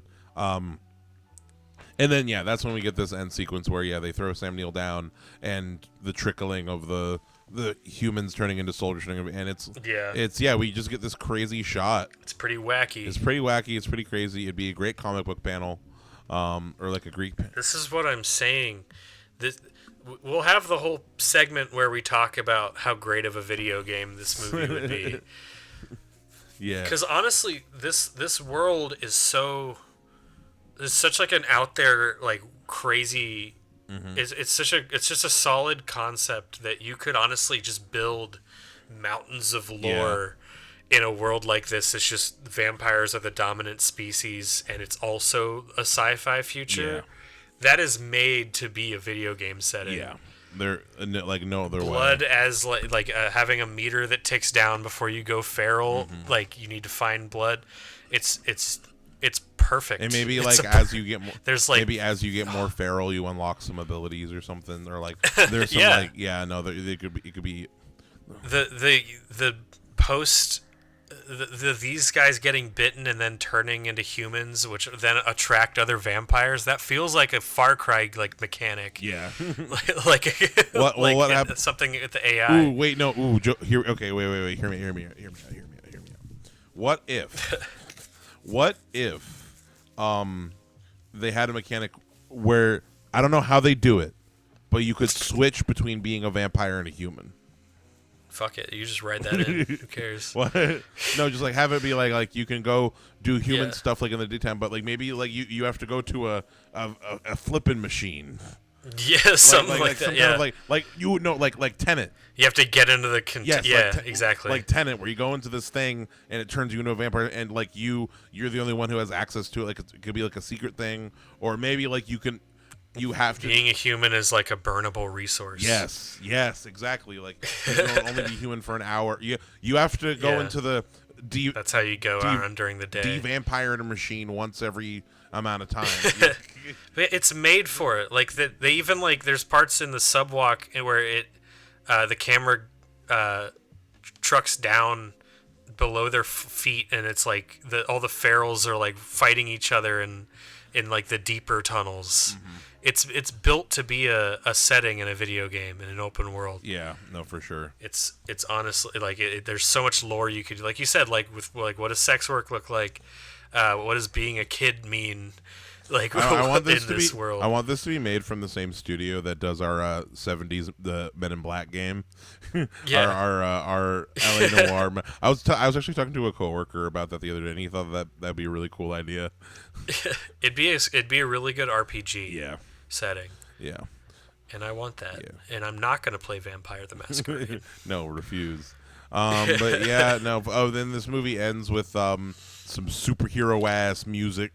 Yeah. And they leave it very vaguely open to maybe a sequel. Yeah, no, like it seems like I said, it feels like Daybreakers the pilot, or like Daybreaker. Yeah. Like that's what I'm saying. The title only makes sense if they're like changing people with that method, you know. Daybreakers could be like a BBC series, like a what I'm talking about, like a sanctuary ass like Daybreakers. Daybreak. Next after Doctor Who, Daybreakers. Awful. Yeah. But yeah, no, that was Daybreakers, and yeah, overall, I mean, it seems like our overall thoughts are there as far as like it's a fun time. It's worth checking out. This is definitely like a great have your buddies. This would have been a great group. That poster's stupid as hell. Look at his evil. That looks like a video game, dude. That looks like the poster for like a video game. I like the poster with the human. That's the cool one. Yeah. But basically, what was I gonna say? This would be a great group watch. Right now, it's only on Paramount Plus. I rented it on YouTube like I always have to with every movie I ever watch. I think it's well worth a $4 rent. I think it was a fun watch. You definitely get it just out of the sake of fun. Whether or not you're looking for like a serious meditation on, like whatever, like this ain't like Nosferatu. Like I want to, be a good double feature with Nosferatu. It would be, and no, it's a fun time. Definitely check it out. But to say like Daybreaker, we're talking about Daybreaker sequels. There's no demand for this. Nobody talks about this movie. The last people to ever talk about this movie is probably going to be like in like 10 years. It'll just be forgotten to time. I was trying to look up like reviews and video essays. Like the newest like video essay review I see is from like 6 years ago. Is the newest I could find. The people who are in this movie probably don't remember it. Yeah. Like I almost forgot, like, oh yeah, Ethan Hawke's in this. There's no fucking way Willem Dafoe can remember Daybreakers. No. If you ask him about Daybreakers, he'll be like, It's kind of oh yeah. The guy who was in The Lighthouse. I'm thinking about Willem Dafoe's Criterion Closet video. He's choosing like all these like really fancy movies. Been last Daybreakers. But why is it Daybreakers in Criterion? I'm something of a vampire myself. I spent 10 years living in Iowa to research my character for Daybreakers. I went by Lionel Cormack.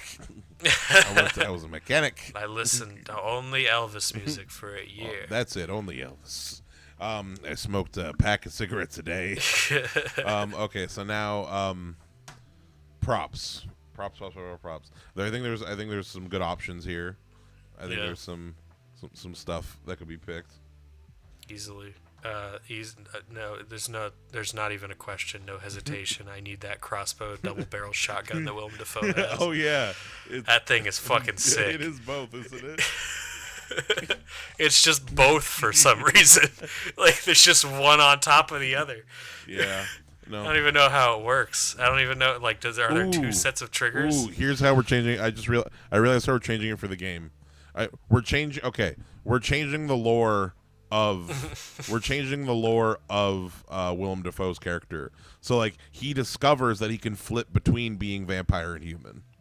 You know what I mean? Like he finds out that he has this. That's what a Daybreaker actually is you can just flip. Yeah. And he meets I don't think he could. Maybe he meets other Daybreakers. I don't know. Or he finds he finds out Daybreakers keep. Here we're changing the lore, Joseph. Where there are other vampires who are Daybreakers who go out and like do human shit and come back to being vampire, and Willem Dafoe gets involved in the world of Daybreakers. Yes. Get on this. And you play as Willem Dafoe. Yeah, no, 100%. Lionel's he's definitely the main character, and you're flipping between. Oh, and you can customize your car. And like, yep, yeah, no, it's like some Mad Max shit. It's honestly perfect. You can drive around during the day, but you can't get out of your car until nighttime, or until you have to go back to this one spot to unvampire to daybreak to daybreak. Yeah, fucking A. Shit. What's your prop? I'm trying to think about what my prop is. I've just been sitting here. There's a few good ones. There is a few good ones. I'm trying to think of like some of the tech in this movie, and like what cool tech kind of stood out to me. I kind of like the look of their the military sunproof masks. They kind of look like the one circle on it. The one circle on it kind of reminded me of the thumbs from Spy Kids. a little bit. No one on the history of planet Earth has ever compared this movie to the Thumbs and Spy Kids. To the Thumbs. I'm the first person. You're the first. Congrats. God. Yeah, I think I'm gonna go with one of those. I can't think of anything else good right now. Are there some? List me off some other good props, if you can remember, because Put me on the spot. I don't know. The people The harness. people harness. The people lattice that they're all hanging from. The dead guy. I'm trying to think. Is there anything in like Sam Neill's office or whatever? No.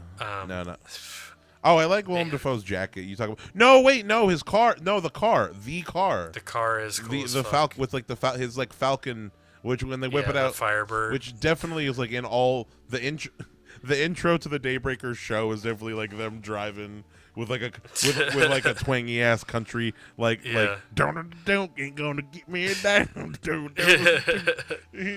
There's like shot of a crow for some reason and the moon. Yeah, exactly. No, a bat, not it'd be a bat. Yeah, that's how. No, the intro would stop when the bat flies towards the screen. Yep. Okay, yeah. No, I picked the car. Okay. That's a good pick. Yeah. I like the car. Yep. Yeah. So that was Daybreakers. Check it out. That was what an episode. That was a crazy. I knew this was. That was wild. I knew this was gonna be a crazy record. This is one for the books. I gotta say. This is one for the. You get the full range of human emotion in this episode. Really here. We disagreed. We and we laughed. We cried. We cried. It was a whole range. But yeah, folks. Hopefully you enjoyed this one. We enjoyed recording this one. What are we talking about? Oh, I wanted to say I had a few ideas for what we wanted to do next. I was thinking about doing. I've been wanting to get my Tremors bug. Like I've been wanting to go through. I was thinking about doing either. I've never seen any of the sequels. So I was thinking we could either do a double feature of 1 and 2, and then the next week do a double feature of 3 and 4. Hell yeah, super special. Or yeah, I was gonna say like kind of a separate like that. But do you think that would be better than just doing like one giant all 4? Or yeah, I think like Tremors, the Tremors series parts 1 and 2. Yeah, I like that idea because I think we'd get pretty fatigued by like the third one. Because that's honestly kind of what we did with Alien. We did with Alien we did Aliens, and then we did Alien 3 and 4 as one episode. Yeah. And then we've never reviewed Alien because we don't need to. We pretty much have through over the we've reviewed every Alien and Predator movie. Yeah, except for Alien and Predator. Yeah, over the amount of talking that we've done on this podcast, we have reviewed Alien. People can put it. We've talked about it enough to have reviewed Predator 2. You could cut all the inner cuts together to do so. Yeah. Yeah. You have a full episode. Yeah, but folks, hope you enjoy this one. And also another reason to pick this one because Halloween's coming up, and I want to do something very specifically. Spooky. Vampires are they're one of the old OG monsters. But we gotta do a Wolfman episode. We gotta do another big Wolfman. We already did one. Frankenstein. Right? We did do Frankenstein. We did do Frankenstein. We already did a pretty crazy out there Wolfman movie with Wolf. Maybe we could do other. There's another werewolf. I forget what it's called, but it's like it's a world where like everybody has werewolf. It's like a disease, kind of like. Sounds exactly like this. Similar. I gotta see if I can find it. That's crazy. But someone had the same concept, but werewolves this time. World of Wolfcraft. Yeah. But yeah, that's Midnight Movie Gang, folks. Check us out at www.midnightmoviegang.com. Go to the YouTube channel. Things are popping over there. We're trying to get to 500 subscribers before episode 100. I think this is episode 95 or 96. Please. This one. I'm a little behind on editing. I have an episode in the... Me and one of my high school buddies did a Nope episode. Hell yeah. We were supposed to do a whole Jordan Peele trilogy, but the way it turned out, like I was like, we only had time to watch Nope, so we just did and it was we had a long discussion about it. It was so that me and my buddy Qual, we talked about it. So folks, check out that if you haven't already. And yeah, thank you so much. Bye-bye. Bye.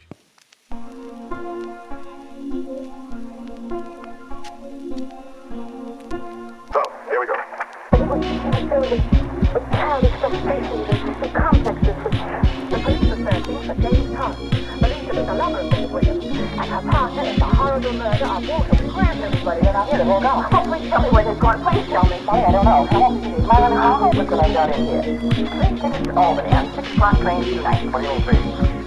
Special agent, special